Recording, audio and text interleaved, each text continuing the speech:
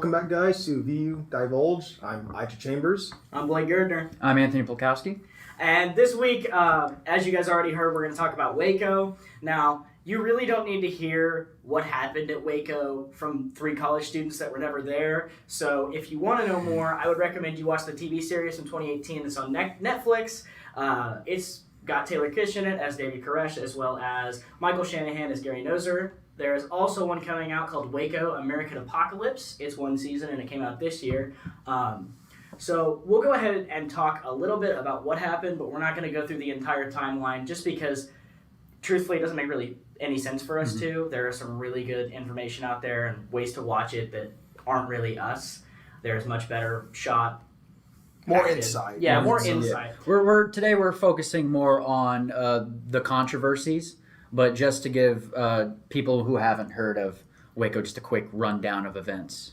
Yep, First. So the Branch Davidians, which were a subgroup of the Seventh-day Adventists, had a Mount Carmel headquarters near Waco, Texas, and they had some issues with the Bureau of Alcohol, Tobacco, and Firearms, or the ATF. And there was a general assault where 4 federal agents were killed, and then a very large standoff that was very, very televised came out of this. And it ended on April 19th of 1993, and some 80 members of the group, including Koresh, their leader, died in the Mount Carmel complex, and the entire place was burned to the ground. Didn't the standoff last like 51 days or something like that? Yeah, that's the number I find the most. It was 51 days of just, sitting there. It's still unknown exactly. They say it's the largest firefight on American soil between, the government and other Americans, because they were Americans, right? These were American citizens. They weren't foreigners coming in and forming their own group. They grew up here. So I think part of the reason of the controversy is, well, how do we handle our own citizens? I think it's really important to recognize here, even as government students, students that want to go into governmental jobs, specifically things like the FBI, like the ATF, Diplomatic Security Service, I think it's really important to truly recognize where mistakes were made by government officials, the things that they've done. They play horrible, horrible sounds, extremely loud over gigantic speakers right outside the compound, keeping the other group up at night. Mental warfare. And a government or a people with a government that cannot recognize when mistakes were made will lead to tyranny. And one of the big things we want to talk about just in this moment is that this is government students that believe in the actions of the government, but also recognize the mistakes that were made during this time. Yep. So one mistake that I found relatively interesting was the lack of communication between the negotiation team and the hostage rescue team. So everyone knows that the FBI has the hostage rescue team, a team that all day long, they just train on hostage scenarios. All day.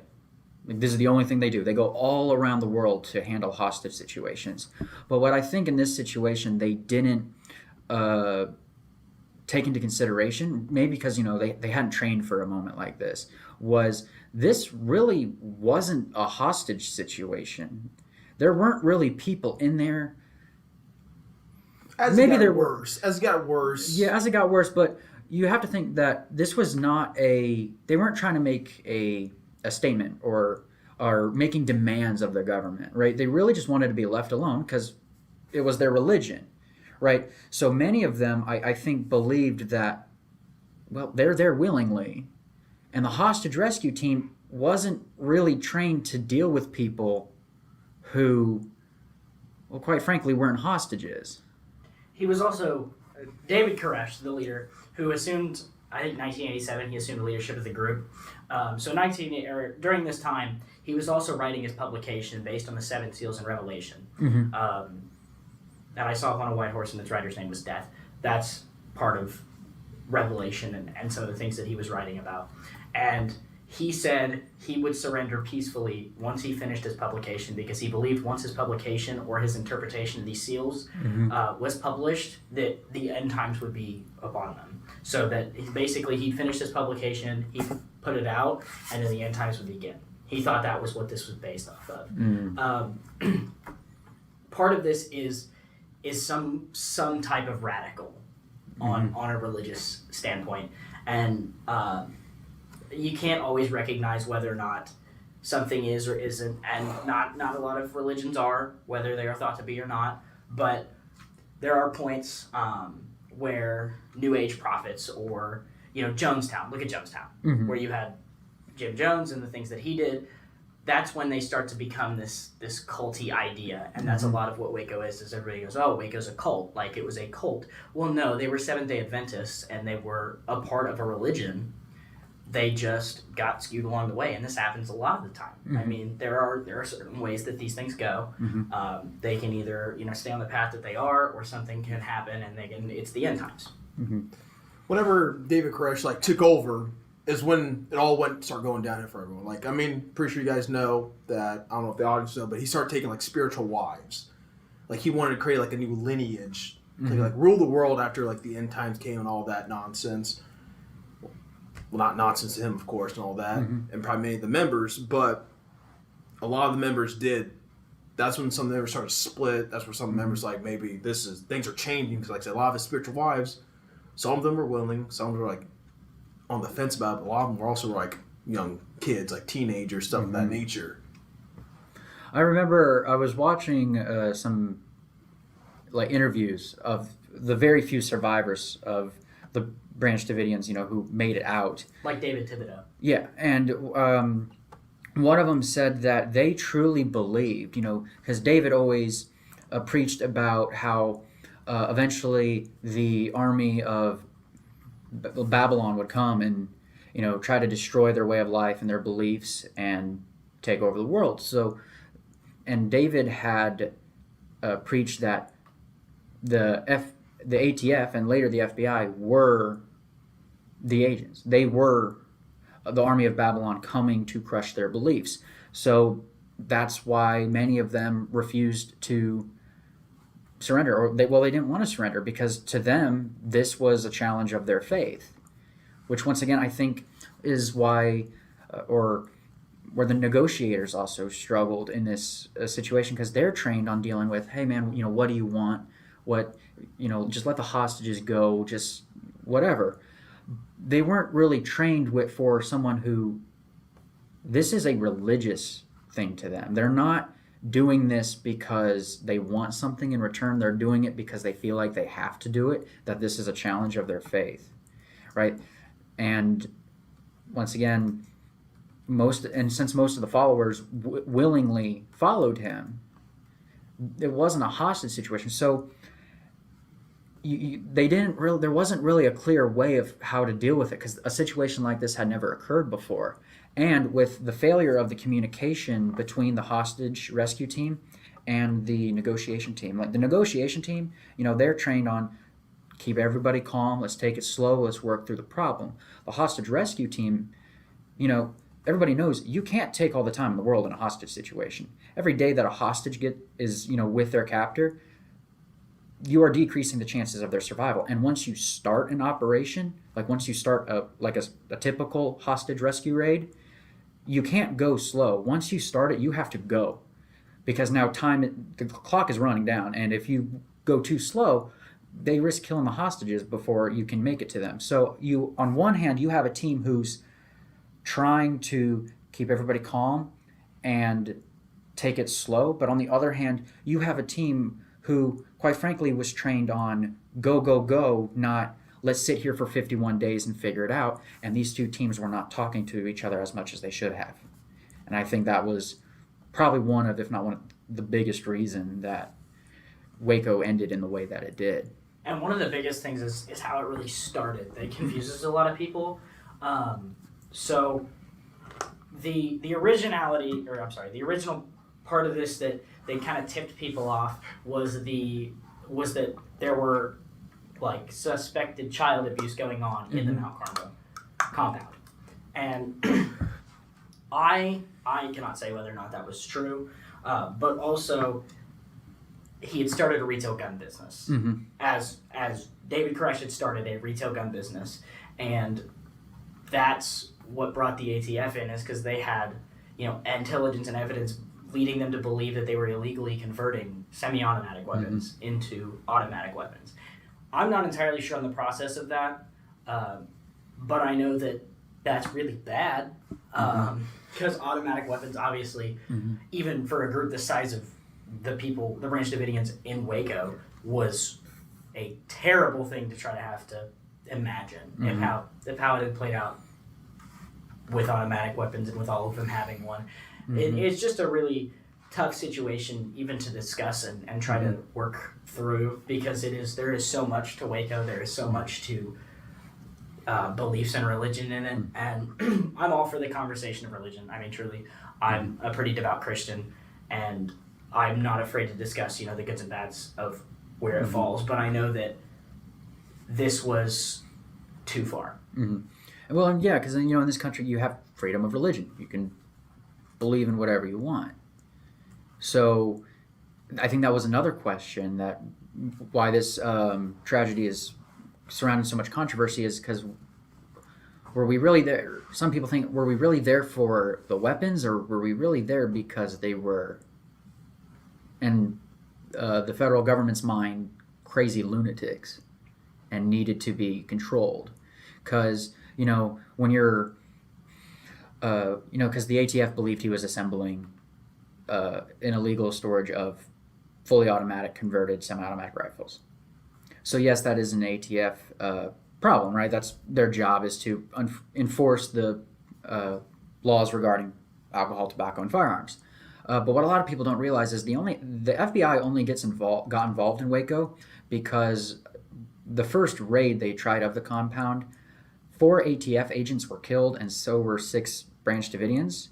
Well, anytime a American federal agent is murdered or killed in the line of duty or whatever, the FBI leads the investigation. The FBI only got involved once the ATF's disaster of a raid occurred. And this, when you look at how the ATF handled things and how the FBI handled things, this is a year, not even really, after Ruby Ridge. And Ruby Ridge is a fundamental boiling point for what the United States says we can and can't do, and the Weaver family and how they handled that. Because the Weaver family, they had the idea that they just wanted to be left alone. Randy Weaver was on a bench warrant for failure to appear, and they come to scout the place out, and it becomes a massive flashpoint of 11 days of siege on the cabin, killing several of the members of the Weaver family. And that, coming right off of that and seeing how poorly that played out, coming into a situation like Waco can't be easy. Oh no! Because that's such a one disaster to another. It doesn't make the government look good. It really highlights that there are flaws and there needs to be addressed. And you would think after a year of Ruby Ridge there would have been, improvements, standards, and procedures that would have been implemented to prevent a similar thing from happening. But not only did something similar happen, but it got escalated, and they didn't know how to deal with the situation. Most definitely, because, like I said, the ATF really went there for the weapons. Obviously, there's things about child abuse going on, all the situation there. But honestly, I don't really know what to do with that situation if I was there. Like, I was a guy in charge. Like, went there, search warrant, ended up with 4 agents dead, 6 other guys dead. Now it's a siege. Now it's like, well, what do we do? Yeah, they call it the hostage team, but most of those people in there weren't like hostages. Yeah. So the siege really started, the actual true main head point. I won't say the siege really started at this point, but the siege came to a big head on April 19th, where the FBI used tanks. They used tanks to ram this building. And then they launched a tear gas assault just to try to force everybody out. And somewhere, now it is not known still, and I don't care what anybody says, truthfully, because I'm not going to make the call and nobody else should, because I don't want to trust it one way or the other. We don't know who set the fire. We don't. Yeah. Because I've that's heard huge. I've heard stories. I've heard 3 theories. One was obviously the government started the fire, claiming that the tear gas wasn't working to draw them out, so maybe a fire would. I've heard that it was the tear gas canisters, right? Because not only did they use tanks to deliver the tear gas, they had these grenade launchers with tear gas rounds and would fire in the building. I've heard a theory of one of those potentially sparked because That's aerosol. essentially, yeah. And then I also heard another theory where apparently on audio, like audio recordings, because the FBI did like wiretap the compound throughout the siege. It is said that on these supposed audios that I have not yet been able to locate or confirm the authenticity of, but they said you could hear the Branch Davidians say, "Start the fires." It's one of those situations you don't know. Yeah, you don't can want- easily you go don't one want side or the other. Yeah, it's Well, just the full picture and now every little thing you can never really make the call. The main thing here to see is that the fire and the tear gas and the tank ramming, all of this coming to its head, killed 76 Branch Davidians. 28 of them were children. Yeah. And somewhere in there, David Koresh died to a gunshot wound to the head. I don't know if he killed himself, if he was caught in a crossfire or something, if he was shot at directly. Not something we can make the call about. This is not a... we'll discuss conspiracy theories on this podcast, but we will not be the start or the continuation of a conspiracy theory. We're just bringing out the potential theories. We're not saying which side we're taking. We're not here really take a side. We're just, here's what we have, and I would kind of really be interested to see what other people would say, more than just it's their fault or whatever. I want to know why. Like, every piece of evidence can lead to something, right? And the fire, definitely the biggest. I would say the biggest like conspiracy point, because I've heard anywhere from 1 fire to even 3 fires all being started at the same time, and it unfortunately was a very windy day that day, and the compound, all but 1 room was made out of wood. Actually, bring up the comic so they can we see. have that picture. While he's looking at that, I do want to take a second and say that some of the critics that have overlooked Waco, including in the government, argued that the government's handling of the standoff was inappropriate and contributed to the tragic outcome. They questioned the ATF and FBI's actions, including the decision to confront the group with heavily armed agents and their lack of knowledge about the Branch Davidians' beliefs. So, right here, you can see is the compound burning, and it's a really, really big compound. I mean, huge. And for 76 Branch Davidians to die in this fire, to have 76 people in there, I can't imagine the chaos going on. Yeah, and if you think about it, there were reports that the FBI had successfully negotiated about 20 people out a few weeks prior to the fire, which is a topic I realize not a whole lot of people talked about, but there were people who they were able to get out before, like, I don't really know how to say the whole siege was really on its way. I mean, I saw it too. I think the majority of them were like kids, which is good, but still a lot of kids did die in this. But a lot of medical reports, like after the situation, all that, they did find like a lot of individuals were killed by gunshots off the fire. Yeah. So obviously, it could have been the FBI, ATF, could have been people within, like people trying to escape. It's one of the things. It can either go either way. You don't really know. But I can see both ways. Yeah, and a lot of the children that were still in the compound were David's children. I think he had, I don't remember the exact number. I think he had 9. A lot of kids. He had like 9. He had 9 or 12 kids. He had spiritual wives. So, and once again, it falls under that hostage rescue team confusion, because the negotiators are like, well, please let the children go. Well, David's like, but they're my kids. They're not here against their will. They're my family. So once again, I think it was just a misunderstanding of the situation. You're not dealing with somebody who's wanting demands. You're dealing with somebody who just wants to be left alone. And you're not dealing with somebody who is holding people against their will. If you listen to some of the interviews with the survivors, they were actually terrified of the FBI because they thought, David once again had preached that they're the army of Babylon, they're here to destroy us. So literally the survivors would say, we would literally be sitting against a wall. The window would be right behind us and we could leave at any time and the fire would be in front of us. But for a good moment, a lot of us would rather take our chances with the fire.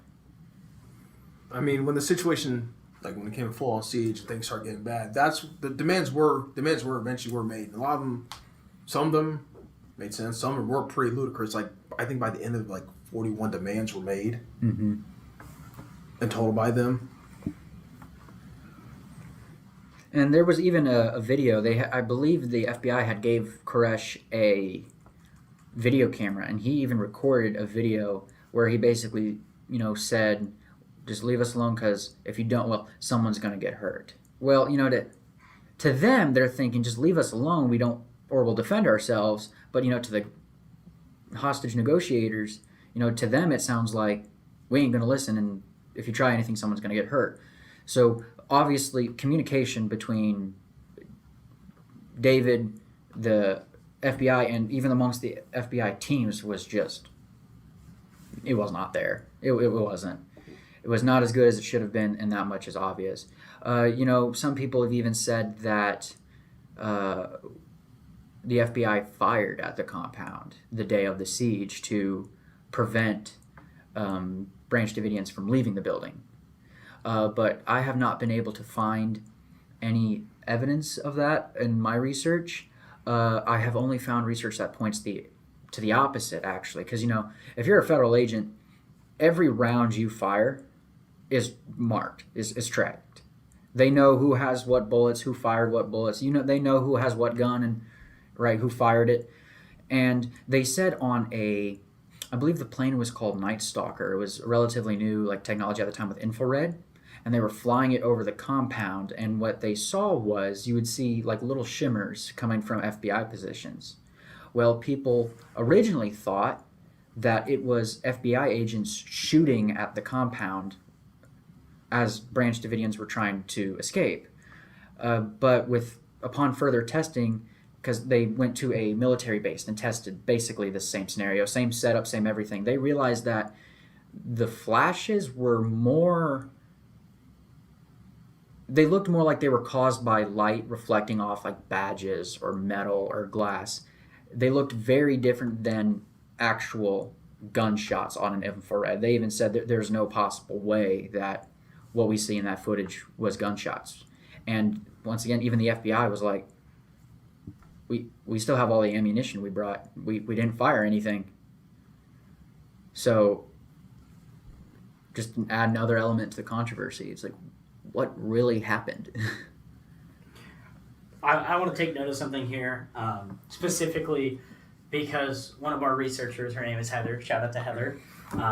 She does a great job. She wanted us to mention that between the time where the actual standoff started and the fire happened when they had already killed several agents and some of the Branch Davidians had been killed, that there were demands to remove, David Koresh had demanded the removal of dead bodies from the compound, so a dead dog as well as Peter Gent, one of the agents' body removed.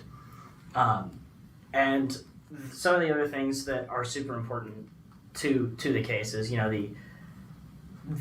when this fire broke out, there was initial attempts to fight the fire, but the FBI at some point in there stopped because there's so many weapons in that building, according to reports, that they were worried about, an explosion. So independent arson experts conclude that the prompt firefighting efforts would likely have been ineffective due to the rapid spread of the fire. And I think part of that comes from the amount of weaponry that was stored in a wooden building, which is improper firearm storage. Yeah, I mean, we've all seen the TV shows where the firefighters are like, "There's a propane tank in the basement. We can't go in there." Right? I mean, it's the same philosophy. It's Well, first of all, it was a very windy day on a dry wooden compound. That thing was going to catch fire immediately. So, and well, plus, you could argue that, well, the FBI agents aren't really trained to be firefighters. So, even if they could have fought the fire, like let's say those guns weren't there, what exactly were you going to do?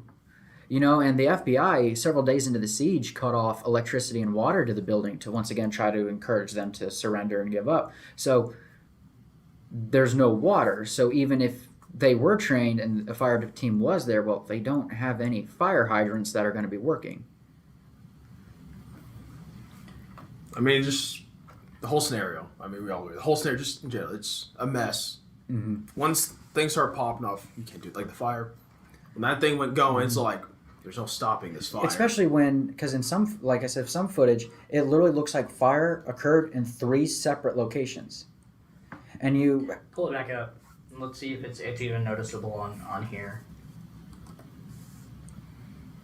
No, unfortunately, because of how it's just kind of spread through here. Yeah, and that's when the building was kind of, fully engulfed. Maybe there was like a picture of it like when they first start setting off, but I don't think there is. I didn't see one. No, I mean there is video footage, but it kept showing the same corner over and over again. So I really don't know if it was 3. Like I said, it's another conspiracy on how many exactly were started. But let's say there were 3. Well, that's even a challenging part to handle. How do you handle a fire? Because these people, the Davidians, clearly shot back at agents. They killed 4 ATF agents. They clearly have killed agents. So, as the chief commander, how could you possibly ask someone to go fight a fire when there are people shooting at you? So that bleeds really well into one of the questions I was going to ask both of you. So, 2 things that are a part of this question, just the information for it. So, this incident is known for being the biggest failure that the FBI and other government agencies have, and it's also an example of why people think federal agents shouldn't have firearms. So, as people who want to go into government jobs, what are our thoughts on just those 2 things? Go ahead first. So, first, the thought on should federal agents have firearms? Overall, whether, of knowing that there has been a failure this large in a government organization, obviously people are going to mess up, but understanding what we've discussed here, as well as why we think federal agents should or shouldn't have firearms, as people who want to go into government jobs, whether that's the military or some of the other branches, even regular government jobs. I mean, sure about they need to have guns. I personally believe they do need to have some forms of weaponry, because take the Branch Davidians for example. Whether they were right or wrong, just ignore that fact for a minute. They had an arsenal of weapons. So if they could get an arsenal of weapons, anybody else could get an arsenal of weapons. Because it is legal in this country to bear arms. The Second Amendment gives us the right to bear arms, and I have no questions about that. But they did have weapons. And how can you enforce the law if you can't match the criminals? I'm not trying to say that saying that the Branch Davidians were criminals, that's still a highly debated topic. But how can we match, criminals, like in a regular hostage situation, for example, if the federal agents don't have the tools to do it? So I think a question it's how much firepower they should have, essentially, like tanks. I think a question could be, should the federal agents really have tanks for this? I don't think that is a problem in itself. I mean, it's kind of going off the topic a little bit, but it still goes with them having weaponry. I think this whole thing is just how they went about it. Having just armed agents. It's not the tool itself, it's the use. Just armed agents immediately walking up in there is kind of like, I get it, like, they said they have weapons too and all that, but like, you can't, that's immediately, they're not just going to lie down. And one thing I think a lot of people need to take into consideration is, hindsight is always 20/20, right?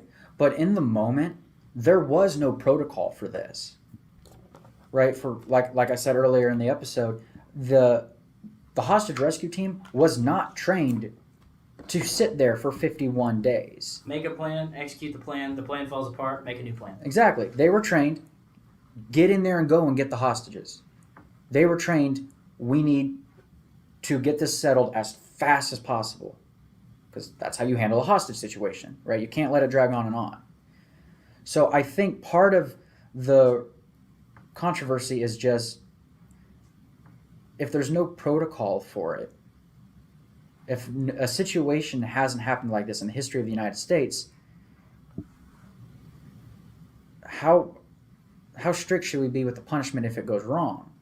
Because, I mean, there are some things, right, where if a Branch Davidian did run out and the FBI agents just shot him, yes, I 100% agree that is wrong. But for when you brought up those noises, like they would play telephone ringing and fighter jets flying over, like the psychological stuff. Yes, you could argue that's cruel, but at the same time, what other options did they have? That this was a new challenge for them. They never faced this before. I think the moment that they stepped over the rules of fundamental ethical boundaries with how they played their noises, because it wasn't just that. I mean, it was terrifying noises, people screaming. So I think we might want to take a back step on the part that yes, they didn't have a plan for it, but going as far as to say that this was like, we can't fault them for doing something like that. We should never have done something like that. Well, yeah, and that's American citizens were doing that too, and the question should never have to be, well, if we do this to them, would we do this to American citizens? Because if we step over the line very specifically to doing it to American citizens, we have an entirely different problem. Well, yeah, and I think that's where I was going. I think you just phrased it better than I did. What I was really trying to just go with, basically what you said is, how do we, if it's never happened before,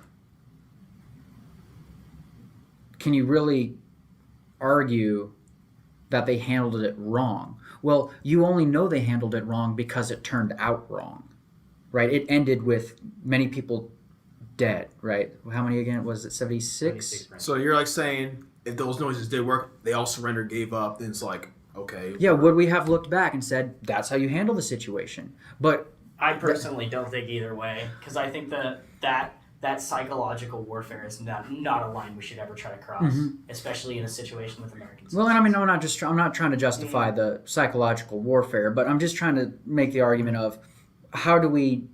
No, if it worked out, would we have been saying, well, that is what we should have done? Because let's say we played those noises and we did the tear gas and everybody came out alive, would it be like, okay, this is how we handled the situation?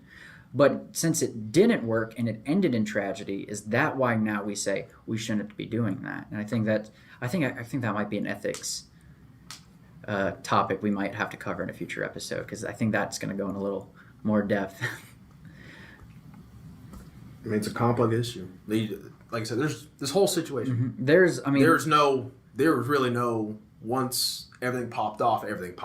There's really, like I said, even with like hindsight, other than like maybe not going in there, armed agents right off the bat, that's the only thing I think that can change it. But if I was in that situation, like right now, I'm the commander-in-chief, I'm leading this. Like you said, we never really experienced something like this. Very rarely. You were like, man, what do we do? Like, they don't want to come out. Yeah, they don't want to come out. Agents are already killed, so we can't just like leave. Agents have already killed, so we can't exactly leave. We can't. We can't just go in, because, I mean, we're treating it like a hostage situation, but it's not a hostage situation. These aren't people with radical ideas. They just want, well, I mean, depending on how you look at it, they're not looking to harm anybody. They just want to be left alone. But they also have illegal items in there, supposedly, with the fully automatic weaponry. So it's just really, we haven't been in this situation. We haven't handled a situation like this before. I think to kind of cap this off and to put some final thoughts into this, I wanted to talk about, so like right about 7 years after the Waco siege, a man attempting to rebuild the church in Mount Carmel, so the compound that we saw on fire, Alex Jones was his name, released a video titled "America, Wake Up or Waco," where he claimed that Waco was only an intentional opportunity for the FBI to machine gun down women and children. And I think that that's a very interesting viewpoint. I won't say it's a jump. It's a jump. It's a jump. That's a very... We're leaping hurdles in that. I truly believe. But so a lot of the talk about Wake Up or Waco has, and some of the conspiracy theories behind Waco have led for some Americans to actually fear the agencies designed to protect our country. And the last thing I really want to say is, yes, absolutely, we should put forth faith in our government agencies and their ability to protect us and keep us safe. However, there are times where they step over the line. Mm-hmm. They make the wrong decision, the wrong call. Mistakes are going to happen no matter who you are, where you work, what country you're in. But I hope that we can, even as just some college students sitting in the middle of Indiana, mm-hmm. we can recognize that they've messed up. Mm-hmm. They can recognize they've messed up. Yeah. I mean, I personally think that we all know it was wrong. We all know they messed up. I'm pretty sure the FBI knows that they messed up, because so does the ATF. Because we've had distinguished speakers come to our university from the ATF and FBI, and about every time there's always one kid that asks, what did you think of Waco? What did you think of Ruby Ridge? And all of them have said, we personally think it was a huge embarrassment. We did not handle it the way we should have. But what we can do is we can learn from the mistakes, what worked, what didn't work, what happened, and hopefully we can set some policies and standards and make sure that a similar event doesn't happen again.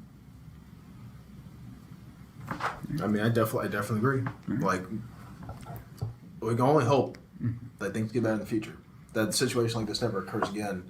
I mean, that's what we all hope for. Mm-hmm. Learning from mistakes. The terrible mistake to have to learn from, but once again, it's a situation like that never occurred before.